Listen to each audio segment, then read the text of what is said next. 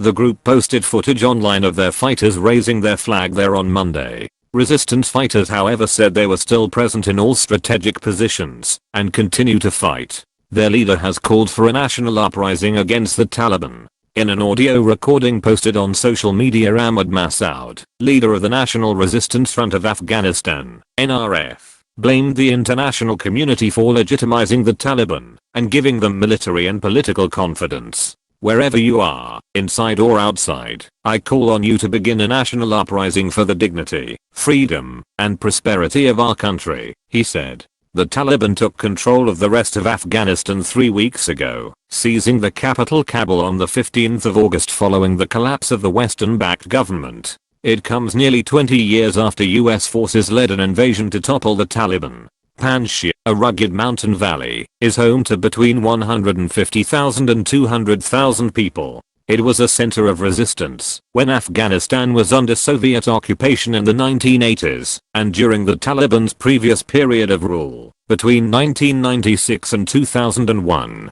The Taliban haven't captured Panjshir. Ali Masum, spokesman for the NRF, earlier told the BBC, saying he was rejecting Taliban claims. A tweet from the group's Twitter handle also said, "The struggle against the Taliban and their partners will continue until justice and freedom prevails." But Taliban spokesman Zabihullah Mujahid said in a statement that with this victory, our country is completely taken out of the quagmire of war. The stunning Panjshir Valley is one of the smallest Afghan provinces, steeped in the biggest of legends. Its rugged mountain terrain, with its maze of valleys, crevices, and caves, has been its greatest weapon in repelling invaders. The Soviet army never managed to conquer it in the 1980s. The Taliban didn't control it the first time round in the 1990s. So in this battle of opposing narratives, it's possible that the Taliban control the Panjshir's principal public arteries and areas, and a landscape known intimately only by its own inhabitants may now be sheltering the most defiant of resistance fighters.